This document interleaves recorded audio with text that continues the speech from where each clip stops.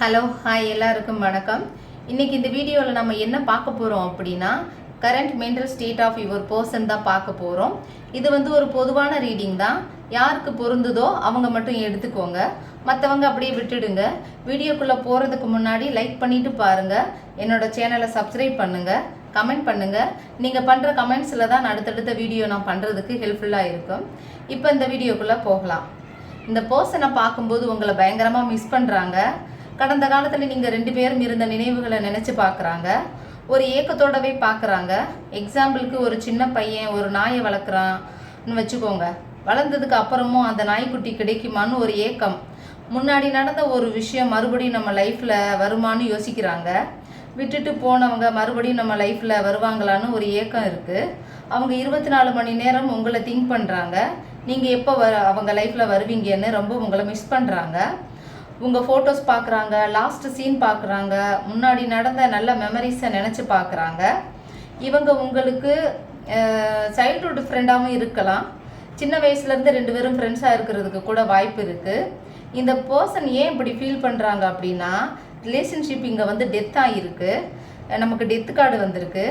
ஆனால் சில நேரம் டெத் ஆன மாதிரி இருக்கும். ஆனால் அது நமக்காக இருக்கிற பட்சத்தில் மறுபடியும் நமக்காக வரும். ஒன்றுமே இல்லாமல் இருக்கும், எல்லாமே முடிஞ்சு போன மாதிரியே இருக்கும். இருந்தாலும் நம்மக்கிட்ட அது திரும்பி வரும். கடவுள்கிட்ட ஒன்று சொல்லுவாங்க இல்லையா, எல்லாமே முடிஞ்சு போனாலும் அது உனக்காக இருக்கிற பட்சத்தில் அது எங்கே இருந்தாலும் உன்னை தேடி வரும் அப்படின்னு. அந்த மாதிரி தான் நமக்கு டெத் கார்டு வந்திருக்கு இல்லை. டிரான்ஸ்ஃபர்மேஷன், உங்களோட வேல்யூ உணர்த்த ஏற்பட்ட செப்பரேஷனாக கூட இது இருக்கலாம்.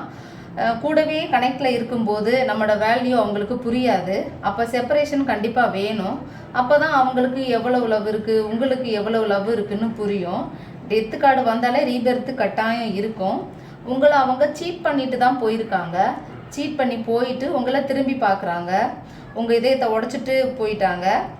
நீங்கள் சாப்பிட்டீங்களா இல்லையா, உயிரோடு இருக்கீங்களா இல்லையா, எதை பற்றியும் கவலைப்படாமல் போயிட்டாங்க. உங்களை வச்சு மைண்ட் கேம் கழிச்சிருக்காங்க. உங்கள் எமோஷன் கூட விளையாடி இருக்காங்க. இவ்வளவு பண்ணிட்டும் திரும்பி பார்க்குறாங்க. ஏன் உங்கள் பர்சன் போனாங்கன்னா, உங்கள் ரிலேஷன்ஷிப்பில் ப்ராப்ளம் இருக்குது.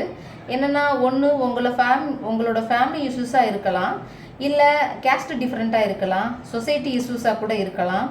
உங்களுக்கு ஒன்று மேரேஜ் ஆகிருக்கும், இல்லை அவங்களுக்கு மேரேஜ் ஆகிருக்கும்.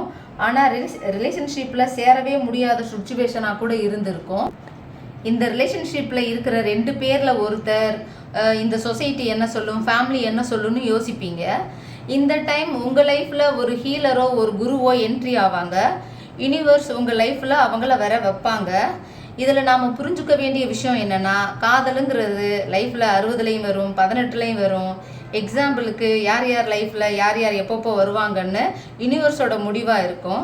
ஒரு சிலருக்கு காதல் கல்யாணம் ஆனதுக்கப்புறம் கூட வரும், ஒரு சிலருக்கு குழந்தை குட்டி ஆனதுக்கப்புறம் வரும், ஒரு சிலருக்கு குழந்தைங்க பெருசானதுக்கப்புறம் வரும். நம்ம தெரிஞ்சுக்க வேண்டிய விஷயம் என்னென்னா, ரிலேஷன்ஷிப்பு சொசைட்டி ஏற்றுக்குமா, குழந்தைங்க ஏற்றுக்குமான்னு நினச்சிங்கன்னா நீங்கள் இங்கே நெகட்டிவ் வைப்ரேஷன் செட் பண்ணுறீங்க. இந்த ரிலேஷன்ஷிப்பில் நீங்களும் நெகட்டிவான வைப்ரேஷனை செட் பண்ணுறீங்க. ஆப்போசிட்டில் இருக்க பர்சனும் நெகட்டிவ் வைப்ரேஷன் தான் செட் பண்ணுறாங்க. அந்த டைமில் உங்கள் லைஃப்பில் ஒரு ஹீலரோ ஒரு குருவோ வழி நடத்துவாங்க. இந்த சொசைட்டி பற்றி நீங்கள் யோசிச்சுட்டு இருந்தீங்கன்னா வாழ முடியாது. உங்களுக்கு உங்கள் பர்சன் தேவைன்னா அவங்கள மட்டுமே ஃபோக்கஸ் பண்ணுங்கள். அதை விட்டுட்டு அவங்க ஃபேமிலி ரிலேஷன் இந்த உலகத்தை ஃபோக்கஸ் பண்ணிட்டு இருந்தீங்கன்னா கடைசி வரைக்கும் உங்கள் காதலில் நீங்கள் சேரவே முடியாது. அப்போ ஹீல் ஆகணும், திருந்தணும், மெடிடேட் பண்ணி செல்ஃப் லவ் பண்ணணும். அந்த பர்சனை பார்க்கும்போது குடும்ப சுமை பாரம் எல்லாமே இருக்குதான். வலி வேதனை பாரங்கள் நிறையவே இருக்குது. ரிலேஷன்ஷிப்புக்குள்ளே வரணும்னு ஆசை இருந்தாலும் குடும்ப பாரத்தை நினச்சி பார்க்கும்போது இந்த ரிலேஷன்ஷிப்பே வேண்டான்னு தோணும். அந்த பர்சனுக்கு நல்லா பேசிட்டு இருந்திருப்பாங்க, திடீர்னு பார்த்தா காணாமல் போயிடுவாங்க. ரிலேஷன்ஷிப் வேணும்னு 2 ஸ்டெப்பு அந்த பர்சன் முன்னாடி எடுத்து வைப்பாங்க. குடும்ப பாரம் கடன்கள் சுமைகளை நினச்சி ஓடி போயிடுவாங்க. நமக்கு இங்கே 10 ஆஃப் கப்ஸ் கார்டு வந்திருக்கு. இந்த கார்டு ஒரு பாசிட்டிவான கார்டு தான். நீங்கள் கட்டாயம் 2 பேரும் ஒன்று சேருவீங்க. ஒரு புதிய தொடக்கத்தை தான் இந்த கார்டு குறிக்கும். இந்த பர்சன் பயங்கர பிரில்லியண்ட்டாக கூட இருப்பாங்க. எமோஷ்னல் கிடையாது, ப்ராக்டிக்கலான பர்சன். இவங்க கரண்ட்லி எப்படி இருக்காங்கன்னா, உங்ககிட்ட ஒரு பவுண்ட்ரி செட் பண்ணி வச்சுட்டு இருக்காங்க.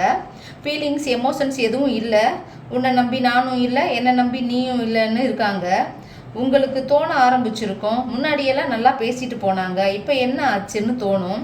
அப்போ நேற்று வரைக்கும் நம்ம கூட பழகுனதெல்லாம் நடிப்பான்னு கூட உங்களுக்கு தோணும். ஃபீலிங்ஸ் எமோஷன்ஸ் எதையுமே உங்ககிட்ட காட்டவும் மாட்டாங்க. அவங்க நினைக்கிறதா நடக்கணும்னு நினைப்பாங்க. அதனால் உங்ககிட்ட ஒரு பவுண்ட்ரி செட் பண்ணி வச்சுட்டு இருக்காங்க. அவங்க உங்ககிட்ட கமிட்மெண்ட் தரமாட்டேன்னு நம்ம லவ் சீக்கிரட்டாகவே இருக்கட்டும்னு சொல்லியிருப்பாங்க. நீங்கள் அதுக்கு ஒத்துக்காமல் இருந்திருக்கலாம். அதனால் உங்ககிட்ட ஒரு பவுண்ட்ரி செட் பண்ணி வச்சுட்டு சைலண்ட்டாக இருக்காங்க. அவங்களுக்கும் ஸ்ட்ரெஸ்ஸு, டிப்ரெஷனு, ஓவர் திங்கிங்கில் மென்டல் டார்ச்சர் தான் அனுபவிச்சுட்டு இருக்காங்க. இந்த பர்சன் நீங்கள் வேண்டான்னு தான் உங்களை விட்டுட்டு போயிருக்காங்க. இந்த ரிலேஷன்ஷிப்பு வேண்டாம்னு மூவ் ஆன் ஆகிடலாம் தான் நினச்சிருக்காங்க. இதில் வந்து ஒரு சிலர் இருக்கிற இடத்த விட்டு வேறு இடத்துக்கு ட்ரான்ஸ்ஃபர் வாங்கிட்டு போயிருக்க கூட வாய்ப்பு இருக்குது. இல்லைனா இருக்கிற இடத்த விட்டுட்டு வேறு இடம் போயிருப்பாங்க. நமக்கு நீங்கள் எதுக்கும் பயப்பட வேண்டியதில்லை. நமக்கு டெத்து கார்டு வந்ததுனால ரீபர்த்து கட்டாயம் இருக்கும், கண்டிப்பாக வருவாங்க. அதனால் தைரியமாக இருங்க, செல்ஃப் லவ் பண்ணுங்கள், கடவுள்கிட்ட எல்லாத்தையும் ஒப்படைச்சிட்டு நீங்கள் நிம்மதியாக இருங்க, கட்டாயம் வருவாங்க. வணக்கம்.